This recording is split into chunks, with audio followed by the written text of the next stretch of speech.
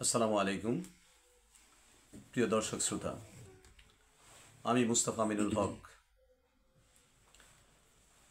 16ই December বিজয় দিবসের শুভেচ্ছা জানাচ্ছি আপনাদের। আমি প্রথমেই স্মরণ করছি বাংলাদেশের স্বাধীনতার ঘোষক, বাংলাদেশের সবচেয়ে জনপ্রিয় শাসক শহীদ জিয়ার স্মৃতির প্রতি শ্রদ্ধা জানাচ্ছি।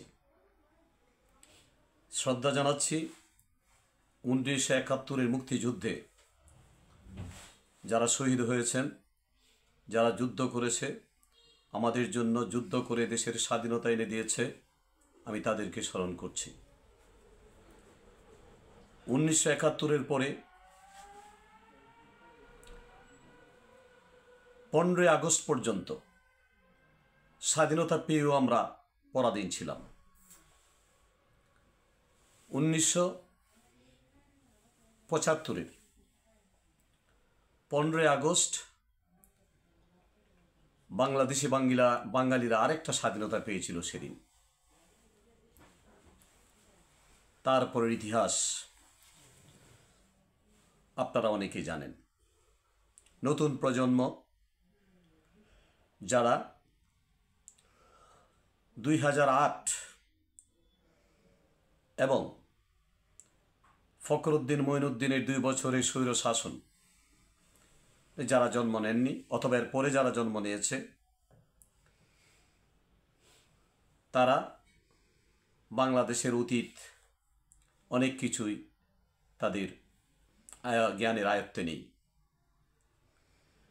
এই 17 বছর 17.5 বছর এই বাংলাদেশি বাঙালিরা বিজয় কাহাকে বলে, স্বাধীনতা কাকে বলে তা বুঝতে পারেনি। আজকের অর্থাৎ 2024-এর 16ই ডিসেম্বর সারা বাংলাদেশ জাতীয়তাবাদী দল তথা বিএনপিময় হয়ে উঠেছে। 2024-এর 16ই ডিসেম্বর বাংলাদেশ ইসলামময় হয়ে উঠেছে। জাতীয়তাবাদ তথা ইসলাম বাংলাদেশের মানুষ নতুন একটা জাগরণ নিয়ে এসেছে দেশে। হেমন্তের শেষে পৌষের কুয়াশার চাদর ভেদ করে নতুন সূর্য উদিত হয়েছে পূবাকাশে। এই সূর্যের আলোতে সারা দেশ জাতীয়তাবাদী তথা ইসলামী জাগরণ উঠেছে দেশে। ভারত তথা আওয়ামী স্বৈরাচারের হাত থেকে মুক্ত হয়ে এই দেশের জনতা, ছাত্র জনতা তাদের যে স্বাধীনতা এনে দিয়েছে, নতুন করে মানুষ নিঃশ্বাস ফেলছে, প্রশান্তির যে নিঃশ্বাস, সেই নিঃশ্বাস ফেলছে সারা বাংলাদেশে। আবু সাঈদ, মুগ্ধতা, হাজারো মানুষের আত্মাহুতি, তাদের রক্তের বিনিময়ে 2024-এর 5ই আগস্ট যে স্বাধীনতা আমরা পেয়েছি, যে মুক্তি আমরা পেয়েছি, সেই স্বাধীনতার স্বাদ 2024-এর 16ই ডিসেম্বর যে মানুষের যে কাফেলা, জাতীয়তাবাদের যে কাফেলা, ইসলামের যে কাফেলা, সারা বাংলাদেশের যে জাগরণ উঠেছে, তা আমরা আজকে হৃদয় ভরে উপভোগ করেছি। বাংলাদেশের 90 থেকে 95% মানুষ আজকে 17 বছরে তাদের যে বুকের ভেতর যে বেদনা, আনন্দ বেদনা, তা প্রাণ ভরে প্রকাশ করতে পারেনি। আজকে 24-এর 16ই ডিসেম্বর তা প্রকাশ পেয়েছে। আজকে এই দেশ নতুন করে স্বাধীনতার জন্য যারা লড়াই করেছে, যারা আত্মাহুতি দিয়েছে, আমি তাদেরকে শ্রদ্ধা জানাই, তাদের সুখ সন্তপ্ত পরিবারের প্রতি শ্রদ্ধা জানাই এবং সমবেদনা জানাই।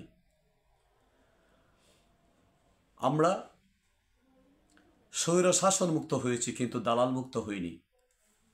দালাল মুক্ত করতে চাইলে 1949-এর চীন বিপ্লবের পরে যে সাংস্কৃতিক বিপ্লব হয়েছিল, সে আরেকটা সাংস্কৃতিক বিপ্লব দরকার। বাংলাদেশকে অস্থিতিশীল করার জন্য ভারতীয় রিসার্চ অ্যান্ড অ্যানালাইসিস উইং সন্ত্রাসী কার্যকলাপ চালানোর জন্য আওয়ামী স্বৈর শাসকের সেই দোসর, তাদের প্রেতাত্মা, শেখ হাসিনার প্রেতাত্মা যারা লালন করে বাংলাদেশে, তারা কিন্তু নাশকতা করার চেষ্টা করছে। দেশে একটা অশান্তি, অস্থিতিশীল পরিস্থিতি সৃষ্টি করার চেষ্টা করছে। তাদের হাত থেকে দেশকে রক্ষা করতে হবে। আমাদের রাজপথ সর্বদাই দখলে রাখতে হবে। প্রয়োজন বোধে তাদের বিরুদ্ধে, তাদেরকে খুঁজে খুঁজে চিহ্নিত করে, গ্রামে গ্রামে এলাকায় চিহ্নিত করে তাদেরকে আইনের আওতায় আনতে হবে, তাদেরকে শাস্তির আওতায় আনতে হবে। এবং এই দেশকে, এই আজকের এই দেশ জাতীয়তাবাদের দেশ, এই দেশ ইউনূসের দেশ, শহীদ জিয়ার দেশ, খালেদা জিয়া, তারেক রহমান সহ এদেশের সাধারণ জনতা, কৃষক জনতা, শ্রমিক, কামার কুমার, জেলে তাঁতি দেশ, এই দেশকে রক্ষা করার দায়িত্ব আমাদের। ভারতের নাগপাশ থেকে আমাদেরকে দূরে থাকতে হবে।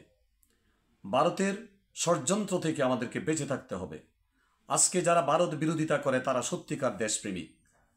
যারা ভারতপ্রেমী, তারা দেশদ্রোহী। এটা বুঝতে হবে আমাদেরকে। তাই সবাইকে সজাগ থাকার জন্য, দেশের প্রতি সর্বদাই চোখ কান খোলা রাখার জন্য সবাইকে অনুরোধ জানিয়ে রাখছি। আসসালামু আলাইকুম।